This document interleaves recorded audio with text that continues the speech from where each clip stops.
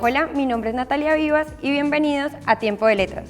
El día de hoy me encuentro con la profesora Verónica Iglesias, autora del libro Diseño paisajístico en el trópico. Diseño paisajístico en el trópico es un libro que se compone de elementos tanto conceptuales como herramientas prácticas para todo aquel que esté interesado en el diseño del paisaje, en el aspecto ambiental, en el diseño de espacios exteriores. Fue pensado pues inicialmente para un público universitario, aquellas personas que están en formación, arquitectos o ingenieros interesados en la parte ambiental, que pudieran complementar y encontrar herramientas muy precisas que usualmente no se encuentran juntas en un solo libro. En el libro se clasifica ambiente y espacio exterior en 3 etapas: premodernidad, nuevo mundo y siglo XX. Háblenos de estas.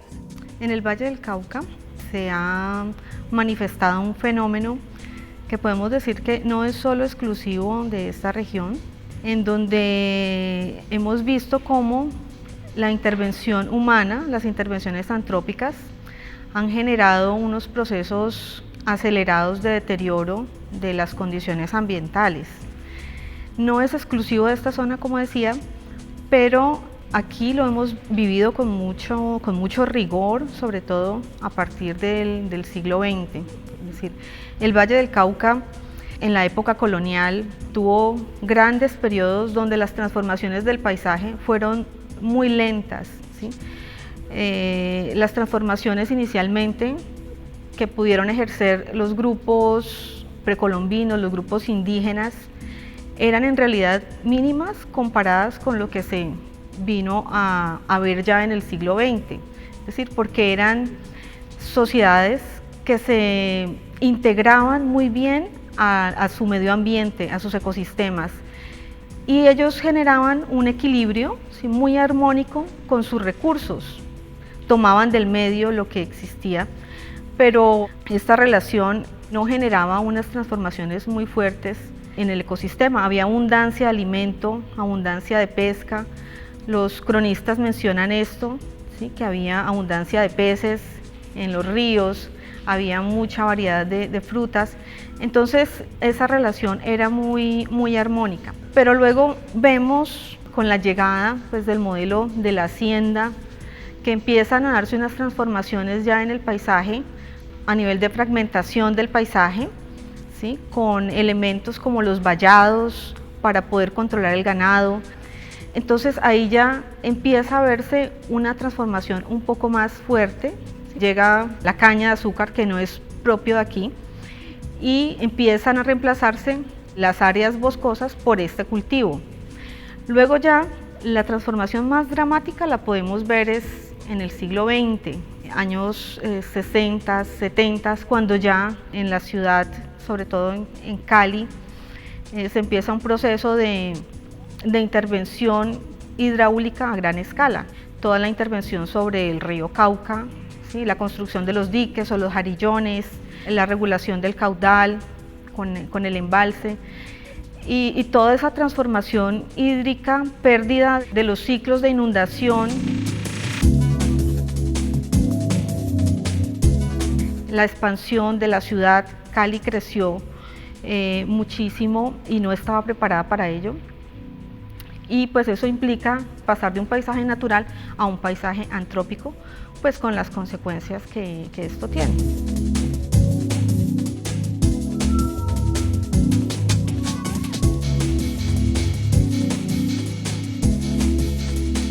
Infortunadamente el río Cauca ha sido muy poco considerado en el aspecto paisajístico, ¿sí? Pues prácticamente lo que se ha hecho es transformarlo, ¿sí?, en gran manera con las intervenciones hidráulicas que se le han hecho, con el deterioro y desaparición de los humedales que lo acompañaban. Entonces, en lo paisajístico lo que se ha visto es una destrucción de su riqueza escénica, de su riqueza paisajística, y además pues una degradación de sus características físicas, químicas, ya en cuanto a calidad del agua por toda la contaminación que recibe. Entonces, infortunadamente, el río Cauca no lo hemos valorado en toda su dimensión, ni la riqueza del agua. Es sorprendente, por ejemplo, cuando uno lee las crónicas del siglo XIX, los cronistas franceses que recorrieron el Valle del Cauca, cómo ellos alababan frecuentemente la belleza del río, ¿sí? Algunos decían, este es el sitio más hermoso del planeta que yo he recorrido, y exaltaban la pureza del agua que corría por riachuelos, la calidad del agua.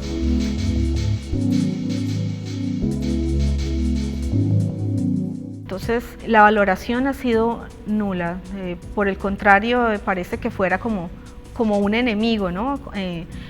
Que se ha querido perder de la memoria, y eso se ve hoy en la conformación de la ciudad, porque el río, nosotros estamos de espaldas al río, ¿sí? No hay unas conexiones urbanas, ¿sí? El uso recreativo se ha perdido en gran manera, incluso la posibilidad de ver el río, de acercarse al río por la conformación urbana y lo que ha sucedido con las urbanizaciones marginales que hay en gran parte del oriente, es que se ha generado como una segregación de esa zona. La otra parte de la ciudad no puede llegar hasta esa zona, e incluso cuando uno ve estas zonas del oriente, la misma gente está muy de espaldas al río por la conformación urbana que hay allí.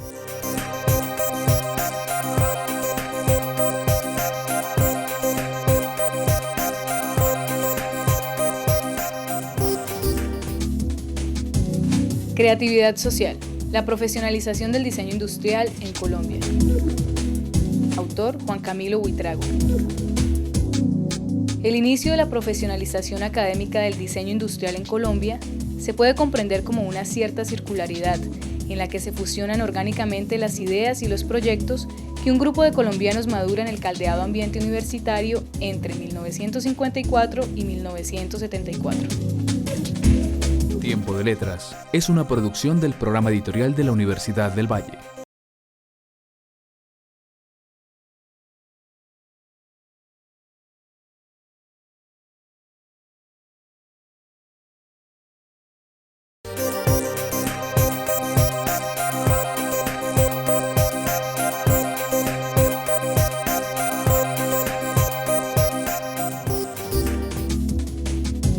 El multiculturalismo de Taylor y el universalismo de los derechos de Habermas. Autor Nelson Jair Cuchumbé. ¿Cuál es la aplicabilidad ético-política del modelo de Estado sugerido en la interpretación multiculturalista de Taylor y en la explicación universalista de los derechos de Habermas respecto a la articulación de las demandas de las comunidades indígenas y la construcción de unidad política democrática en Colombia? Tiempo de Letras es una producción del programa editorial de la Universidad del Valle.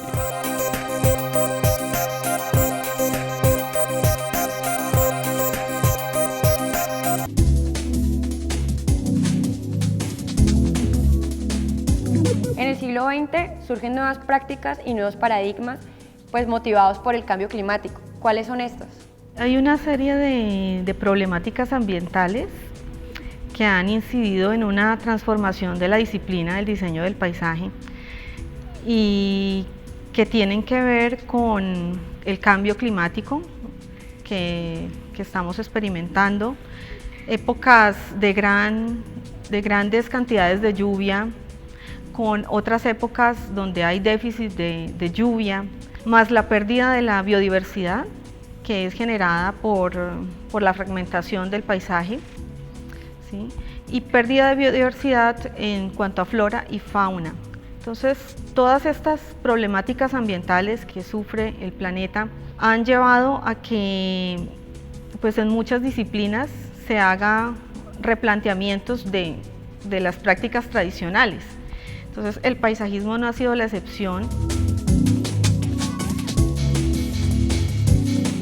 Con mayor fuerza, pues en el siglo XX se empezó a cuestionar, por ejemplo, el uso de pesticidas y de químicos muy fuertes para controlar enfermedades en los vegetales, por ejemplo, o las podas excesivas, el mantenimiento excesivo en un paisaje, por el costo energético que esto implica.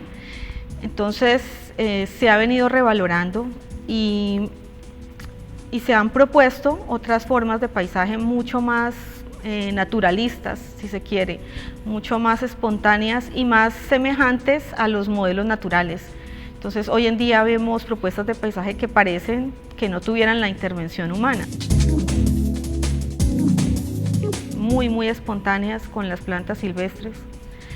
Entonces, para reducir el uso de químicos y reducir el costo del mantenimiento. Y en cuanto al tema del cambio climático, también se están proponiendo intervenciones del paisaje que aprovechen el agua.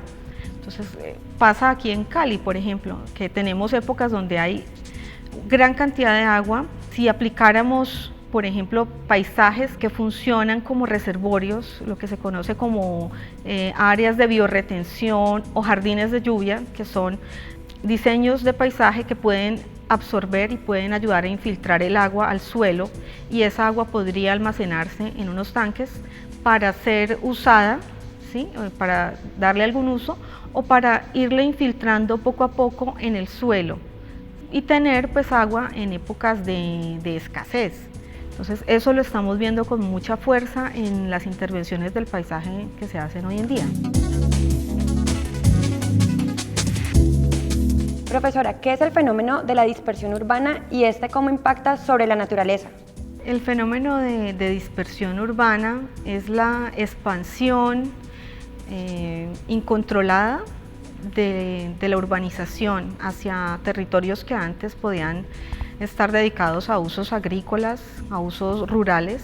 Entonces, básicamente es el desbordamiento de la ciudad hacia sus fronteras rurales, ¿no? Y lo que genera una serie de impactos ambientales, como son la transformación del uso del suelo, la contaminación o desaparición de fuentes hídricas, ¿sí?, el desplazamiento de fauna, ¿sí?, la pérdida de flora.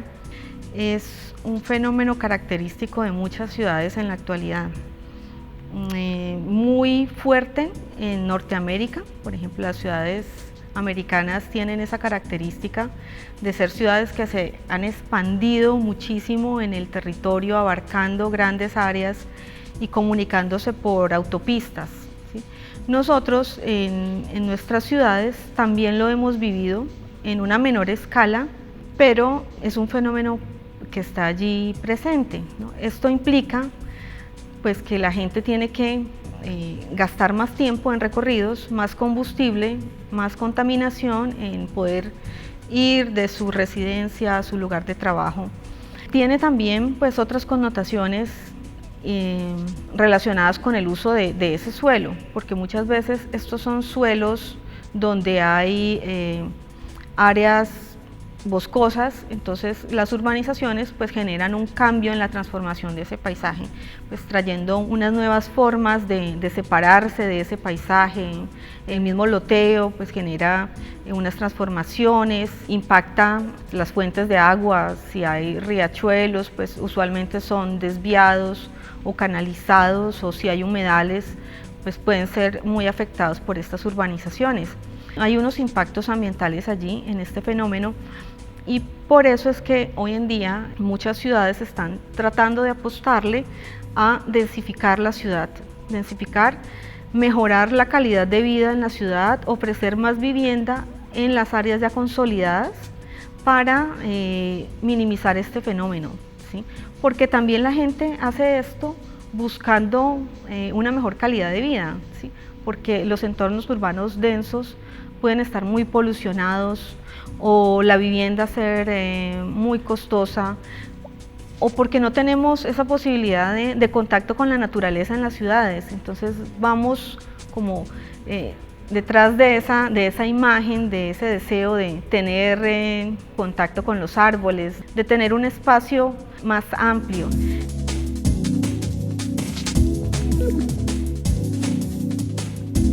¿Qué factores deben estar presentes en un diseño de paisaje sostenible? El concepto de sostenibilidad está basado en el uso y conservación de recursos pero proyectando hacia un mantenimiento de esos recursos para las generaciones venideras. Entonces, aplicado al urbanismo y al paisajismo, podemos decir que sería una transformación en las prácticas donde se utilice menos energía, menos elementos contaminantes y donde intervengamos más en armonía con los ciclos de la naturaleza. Entonces, por ejemplo, en el diseño del paisaje, una pauta allí fundamental sería el uso de los ejemplares nativos, ¿sí? Nativos o naturalizados, el uso de ejemplares en vía de extinción, ¿sí? Aquí en el Valle del Cauca nosotros tenemos la zona de vida del bosque seco tropical o selva seca tropical, donde hay una gran cantidad de ejemplares que están amenazados. Como ha habido esos procesos tan fuertes de intervención en el paisaje, de pérdida originaria de la cobertura boscosa, entonces hay muchos ejemplares que podríamos intervenir, que podríamos usar para los nuevos diseños del paisaje. Otro criterio de sostenibilidad en el paisaje puede ser tener en cuenta la fauna asociada a esos árboles. Entonces, no solamente guiarnos por un aspecto ornamental, un aspecto estético, sino, por ejemplo, tener en consideración que hay aves que se alimentan de determinados frutos. Entonces, que si nosotros las incorporamos en el diseño, vamos a tener, además de un ejemplar muy agradable, vamos a tener también la presencia de fauna. Asimismo, ejemplares arbóreos y arbustivos que atraen aves que se alimentan del néctar, ¿sí? Que son melíferos. Entonces, tener en consideración esa asociación con la fauna, ¿no? Un paisaje sostenible sería también un paisaje que no destruya, ¿sí? Que conserve y que restaure. Por ejemplo, si estamos en un área donde hay un humedal, una laguna, entonces tenemos que intervenir con mucho cuidado para generar afectaciones mínimas, lo mínimo posible, y que este ecosistema pues no se vaya a ver perjudicado por las actuaciones del paisaje. Básicamente es un cambio en la conciencia y en el paradigma hacia cuál es el papel de nosotros como seres humanos en relación con la naturaleza, ¿no? Ya no es desde la dominación, ¿sí? Y la transformación, sino es más desde la integración y la restauración.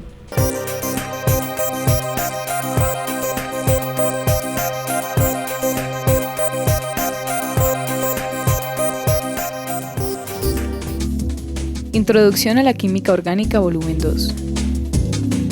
Autores: Fabio Zuluaga, Braulio Insuasti, Rodrigo Paredes y Brian Yates. El libro comprende 10 capítulos que van desde los aldehídos y cetonas hasta las biomoléculas, lípidos, carbohidratos, proteínas y ácidos nucleicos.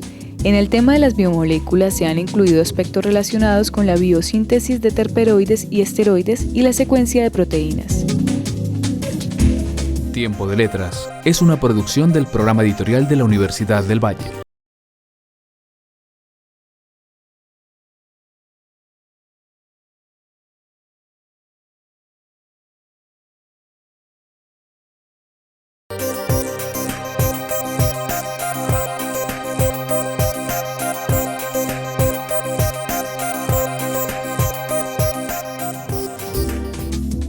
El péndulo, la espiral y el holograma.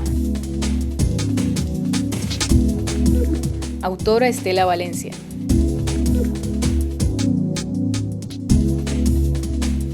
Se apoya en Paul Ricoeur para intentar un acercamiento a las prácticas institucionales como acciones humanas y como juegos de lenguaje mediadas por la referencia, el diálogo y la reflexión.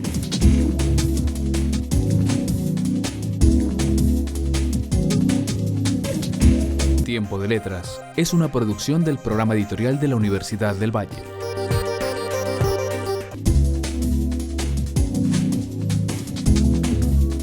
Verónica Iglesias es una arquitecta de la Universidad del Valle, especialista en paisajismo, con maestría en medio ambiente y arquitectura bioclimática. Es una docente también de la Universidad del Valle. Soy docente también en el área de la especialización en paisajismo y de la maestría en arquitectura y en urbanismo de la Universidad del Valle. El interés por la arquitectura nace pues siendo muy joven. y curiosamente fue primero el interés por el paisaje. O sea, inicialmente yo me sentí muy inclinada hacia el estudio de la naturaleza, de la flora, y cuando ya después entré a estudiar arquitectura, me di cuenta que había una disciplina de la arquitectura que se enfocaba en los temas ambientales, en el manejo de la flora, entre otros. Allí pude especializarme en esta área, ¿sí? Y en la parte medioambiental, ¿sí? Porque mi interés era también trabajar en espacios abiertos, ¿sí? Todavía lo es.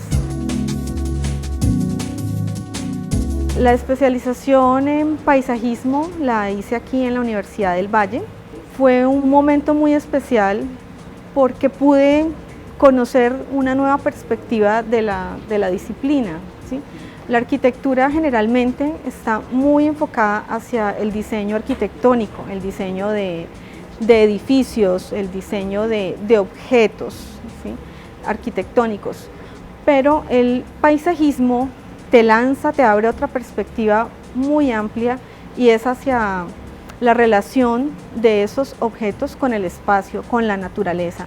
Entonces cambió mi visión de la arquitectura completamente, ¿sí? Y pude conocer muchos valores naturales que teníamos en nuestra región y que de ellos poco se habla, ¿no? Y además es una especialización que en el país es muy joven aún, ¿sí? Hay relativamente muy pocos diseñadores del paisaje y esto hace pues importante que se conozca también dentro de la arquitectura, que se conozca que existe esa disciplina enfocada hacia el paisaje. La Universidad del Valle es mi casa, mi alma mater, es la institución que me ha dado la posibilidad de formarme como profesional después de poder ejercer como docente. Para mí la universidad es un espacio único, ¿sí? Dentro del cual podemos hacer investigación, podemos cumplir una labor social muy importante como lo es la formación de profesionales. Cumple una labor social muy importante, que es la de generar conocimiento, ¿sí? Divulgar conocimiento. Me siento en un espacio donde hay muchas posibilidades de realizarme profesionalmente y personalmente.